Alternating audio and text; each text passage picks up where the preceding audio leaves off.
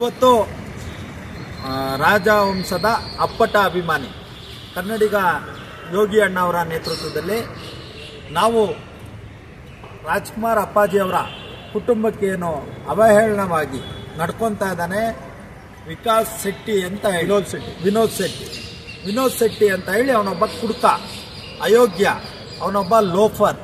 ಇವತ್ತು ನಾವು ನಿಜವಾದ ಅಭಿಮಾನಿಗಳು, ಕಲಾ ಅಭಿಮಾನಿಗಳು ಎಲ್ರಿಗೂ ಬೆಲೆ ಕೊಡ್ತೇವೆ. ನಾವು ವಿಷ್ಣುವರ್ಧನ್ ಅಪ್ಪಾಜಿಯವ್ರಿಗೂ ಬೆಲೆ ಕೊಡ್ತೇವೆ, ಡಾಕ್ಟರ್ ರಾಜ್ಕುಮಾರ್ ಅವ್ರಿಗೂ ಬೆಲೆ ಕೊಡ್ತೇವೆ, ಅಂಬರೀಷ್ ಅವ್ರಿಗೂ ಬೆಲೆ ಕೊಡ್ತೇವೆ, ಶಂಕರ್ ನಾಗ್ ಅವ್ರಿಗೂ ಬೆಲೆ ಕೊಡ್ತೇವೆ, ಪುನೀತ್ ರಾಜ್ಕುಮಾರ್ ಅವ್ರಿಗೂ ಬೆಲೆ ಕೊಡ್ತೇವೆ.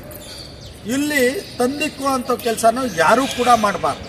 ಎಲ್ಲರೂ ಒಂದೇ, ಎಲ್ಲರೂ ಅವರ ಜೀವನ ಅಂದರೆ ಕಲಾ ಅವರು ಏನು ಆರಾಧನೆ ಮಾಡ್ಕೊಂಡು ಬಂದಿದ್ದಾರೆ, ಎಲ್ರಿಗೋಸ್ಕರ ಮಾಡಿದ್ದಾರೆ. ಇಂಥವ್ರು ನೋಡಬೇಕು, ಇಂಥವ್ರು ನೋಡಬಾರ್ದು ಅನ್ನೋದು ಯಾವುದೇ ಉದ್ದೇಶ ಹಾಕೊಂಡು ಮಾಡಿಲ್ಲ. ಆಮೇಲೆ ವೈಯಕ್ತಿಕ ವಿಚಾರಗಳನ್ನ ಅವನು ತೆಗಿತಾ ಇದ್ದಾನೆ. ನಾವು ಪೊಲೀಸ್ ಇಲಾಖೆಗೆ ನಿಜವಾಗ್ಲೂ ಹೇಳ್ತಾ ಇದ್ದೇವೆ, ಇದು ಮನವಿ ಅಂತ ಆದರೂ ತಿಳ್ಕೊಳ್ಳಿ, ಎಚ್ಚರಿಕೆ ಅಂತ ಆದರೂ ತಿಳ್ಕೊಳ್ಳಿ. ಇವತ್ತು ಪೊಲೀಸ್ ಇಲಾಖೆಯವರು ಒಂದೇ ಒಂದು ಯಾವುದಾನ ಒಂದು ಪೋಸ್ಟ್ ಹಾಕಿದ್ರೆ ತಾವು ಅರೆಸ್ಟ್ ಮಾಡೋ ಅಂತ ಇದಿರುವಾಗ ಒಬ್ಬರು ಇಡೀ ವಿಶ್ವದ ಮೇರು ನಟರು, ರಸಿಕರ ರಾಜ, ಇದು ಕಲಾ ದೇವರು ಅಂತ ಹೇಳಿ ಕರಿತೇವೆ ನಾವು. ಇವತ್ತು ಇಡೀ ದೇಶಕ್ಕೆ, ಇಡೀ ವಿಶ್ವಕ್ಕೆ ರಾಜ್ಕುಮಾರ್ ಅಪ್ಪಾಜಿಯವರ ಏನು ಅಂತ ಗೊತ್ತಿದೆ. ಇವತ್ತು ಕಲಾ ರತ್ನ ಅವರು, ಅವತ್ತು ಇಡೀ ದೇಶ ವಿಶ್ವನ ಅವ್ರನ್ನ ಕೊಂಡಾಡಿದೆ. ಅಂಥದ್ರಲ್ಲಿ ಅವ್ರ ಬಗ್ಗೆ ಮಾತಾಡ್ತಾ ಇದ್ದಾರೆ ಅಂದರೆ ಇಡೀ ರಾಜ್ಯ ಇವತ್ತು ದಂಗೆ ಹೇಳೋ ಮುಂಚೆ, ಅವನ್ನ ಒಡೆಯೋ ಮುಂಚೆ, ಅವನ್ನ ಹುಚ್ಚಾಸ್ಪತ್ರೆಗೆ ಸೇರಿಸೋ ಮುಂಚೆ, ಅವನಿಗೆ ನಿಮಾನ್ಸಿಗೆ ಕರ್ಕೊಂಡು ಹೋಗೋ ಮುಂಚೆ, ಅಥವಾ ಕಲಾಭಿಮಾನಿಗಳು ರಾಜ್ಕುಮಾರ್ ಅಪ್ಪಾಜಿಗಳ ಅಭಿಮಾನಿಗಳು ಅವನ್ನ ಒಡೆಯೋ ಮುಂಚೆ ದಯವಿಟ್ಟು ಕೂಡಲೇ ಅವನನ್ನ ತಗೊಂಡೋಗಿ ಅರೆಸ್ಟ್ ಮಾಡಬೇಕು, ಬಂಧನದಲ್ಲಿಡಬೇಕು, ಅವನಿಗೆ ಹುಚ್ಚಾಸ್ಪತ್ರೆಗೆ ಸೇರಿಸಬೇಕು. ಏನಾದರೂ ಟ್ರೀಟ್ಮೆಂಟ್ ಬೇಕು ಅಂದರೆ ನಾವೇ ದುಡ್ಡು ಕೊಡ್ತೇವೆ. ಇದು ಕೂಡಲೇ ಆಗಬೇಕು, 24 ಗಂಟೆ ಒಳಗಡೆ ಆಗಬೇಕು. ಈ ಪ್ರಕರಣ ಕೊಟ್ಟಾಗ ಎಲ್ಲೋ ಒಂದು ಕಡೆ ಅಸಡ್ಡೆಯಿಂದ ನೋಡೋದಾಗಿರಲಿ, ಈ ಪ್ರಕರಣನ ತ್ವರಿತಗತಿಯಲ್ಲಿ ತಾವು ಸ್ವೀಕಾರ ಮಾಡಿ ಕ್ರಮ ಜರುಗಿಸದೆ ಬೇರೆ ರೀತಿಯಲ್ಲಿ ಏನಾದರೂ ಇದನ್ನ ಏನೋ ಬಿಡು ಒಂದು ದೂರು ಕೊಟ್ಟಿದ್ದಾರೆ, ಕನ್ನಡ ಯೋಗಿಯವರು ಕೊಟ್ಟಿದ್ದಾರೆ, ಆಗೋಯ್ತು, ಚಂದ್ರು ಸರ್ ಕೊಟ್ಟಿದ್ದಾರೆ, ಆಗೋಯ್ತು, ಶಿವಕುಮಾರ್ ಅವ್ರು ಮಾತಾಡ್ತಾ ಇದ್ದಾರೆ, ಆಗೋಯ್ತು ಅಂದರೆ ಇದು ಇಲ್ಲಿಗೆ ಬಿಡೋ ಅಂಥದ್ದಲ್ಲ.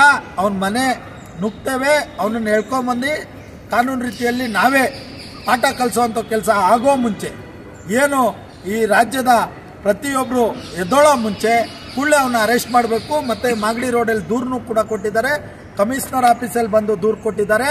ಇದು ಮುಂದೆ ನಾವು ಯಾಕೆ ಅಂದರೆ ಕಾನೂನನ್ನ ಮೀರೋ ಅಂಥದ್ದು ಯಾರೂ ಹೇಳ್ಕೊಟ್ಟಿಲ್ಲ.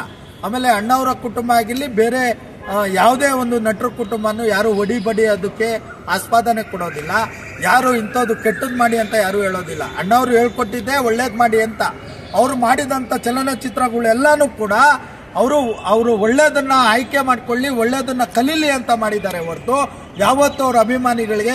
ಇವತ್ತು ಅಷ್ಟೇ ಅಣ್ಣವ್ರು ನೋಡಿ ಎಷ್ಟೋ ಜನ ಸಿಗರೇಟ್ ಬಿಟ್ಟಿದ್ದಾರೆ, ಎಷ್ಟೋ ಜನ ಮಾಂಸ ಬಿಟ್ಟಿದ್ದಾರೆ, ಎಷ್ಟೋ ಜನ ಇದು ಜೋಡಿಗಳು ಅಂದರೆ ಗಂಡ ಹೆಂಡತಿಯವರು ಅನೋನ್ಯವಾಗಿ ಬಾಳ್ತಾ ಇದ್ದಾರೆ ಅಣ್ಣವ್ರು ನೋಡಿ. ಅವ್ರು ಯಾವತ್ತೂ ಬೇರೆದಾಗ್ಲಿ ಕೆಟ್ಟದಾಗ್ಲಿ ಅಂತ ಬಯಸ್ತೋರಲ್ಲ.